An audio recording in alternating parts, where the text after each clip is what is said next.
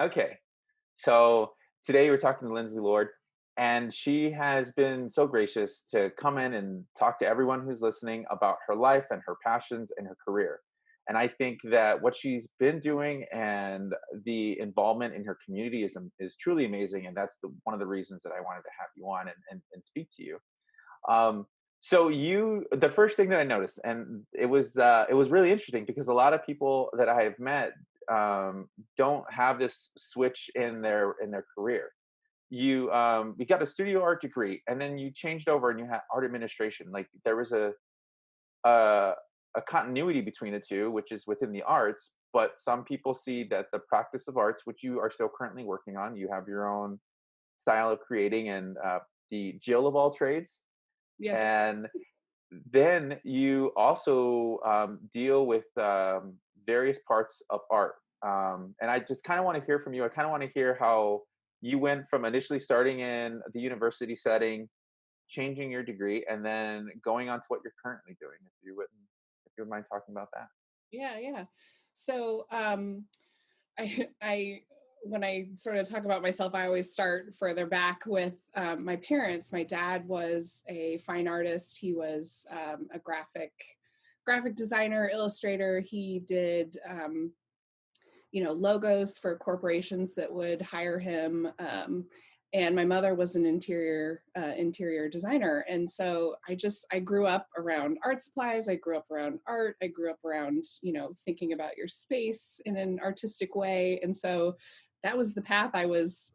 I just I had tunnel vision. I didn't know that there was anything else you could do. So for undergrad, studio art made sense. I also did an art history minor. Mhm. So painting and drawing. I took some textile classes. I imagined myself in a studio every day making art and selling it to people who wanted it. Yeah. And then during undergrad, you had to have an internship. And so I had some connections at the Indianapolis Museum of Art. And so I went there and I had an internship in the registration department, which is the department You are that, going through your internship um, and then you go for your master's, or you just kind of roll into the internship right into your master's after you get your bachelor's. So yeah, how did that process work? Yeah, so I finished my undergrad, and just always kept in touch with the people that I had worked with at the museum. They wanted to know what my plans were. I actually took a year off between undergrad and grad school and lived overseas for about Oh, 6 months. I did a work abroad, nice. which if any undergrad students are watching this, do a work abroad. Well, if we ever get to leave the country again. Yeah, when we Uh, get to that point, when we get to that right? point. Yes, Yeah, yes. yeah, When our passports are good again, yes. uh, yeah, I would recommend a work abroad. And I lived in London and I worked in a pub. Oh, I nice. went to museums and traveled on weekends, and so I think that was part of my art education too. Um, and so I had been accepted to grad school, but I deferred my enrollment so that I could do this year abroad, and Good. then Okay. and then I went to the Fashion Institute of Technology in Manhattan, Hmm. and um, As you say, like the most logical, that's it. That's the next step to go right there. exactly, yeah. Yeah, yeah. So yeah, so it was a gallery and retail arts administration degree, and yeah, so it's just kind of narrowing my. I talked about my tunnel being wide, and now I'm narrowing it again, but just narrowing my focus from studio art. Had the internship where I kind of got interested in arts administration, and then narrowing that further to oh, maybe I'll own and operate a gallery. If you came And across an artist so, who had been practicing regularly and maybe potentially had started a more regulated, meaning that this is what they're doing, they're working in murals or they're working in this particular medium, and they were like, I don't know how to find resources. I don't know where to go or what to do. Like, what kind of advice would you give someone? yeah, I get to talk to grad classes Oh, it's good. and young artists a lot, and I always say the same thing, and that is seek out your local arts council, seek out your state. Hopefully your state has an arts commission like we do, and I always say, you know, if you're going to an arts council, um, you don't have to go with a plan in mind. Just go and meet the people that work at your local arts council.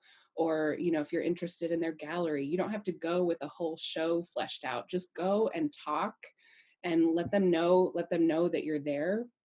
Because so often someone will apply for a show or they'll apply for a grant, and we will see their work, and they might not be the right fit for a grant or whatever that opportunity is, but 6 months down the road I'll say, oh my gosh, there was that so and so who did this kind of work, and let's reach out to them, and connect them with this opportunity. So go and talk to people, even without a plan or without um, a specific purpose in mind. Just go introduce yourself, and then check in, send them updates on your work, and just make yourself known, I guess, would be Okay. the condensed version of that. No, no, that's great advice. That's really good to hear.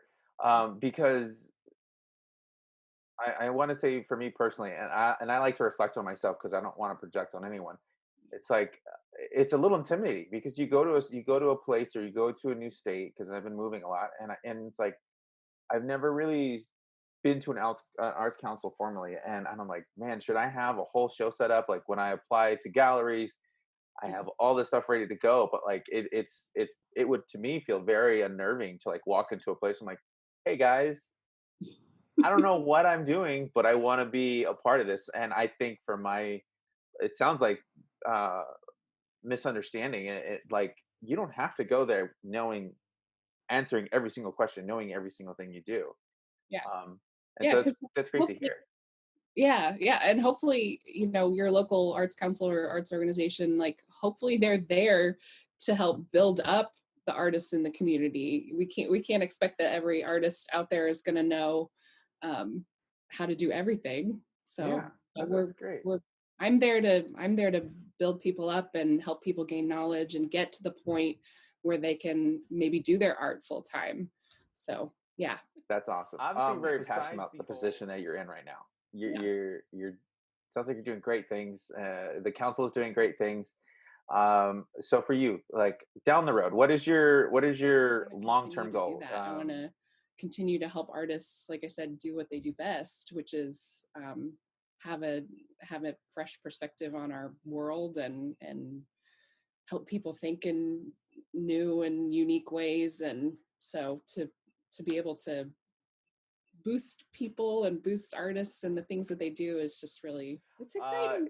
yeah. For anyone listening, if you had any advice, whether it be advice in the position that you're in, um, or as an artist, or both, or if you could tell anyone anything, you're sitting down having a cup of coffee with an artist, you're having a conversation, and they're like, how do I create opportunities, or what can I do to like further myself as an artist? What would you Yeah. say? Multiple I things, single think, thing? just to go back to what I said earlier, is getting yourself out there, introducing yourself and your work to organizations, as well as other artists. Go see shows, go get inspired.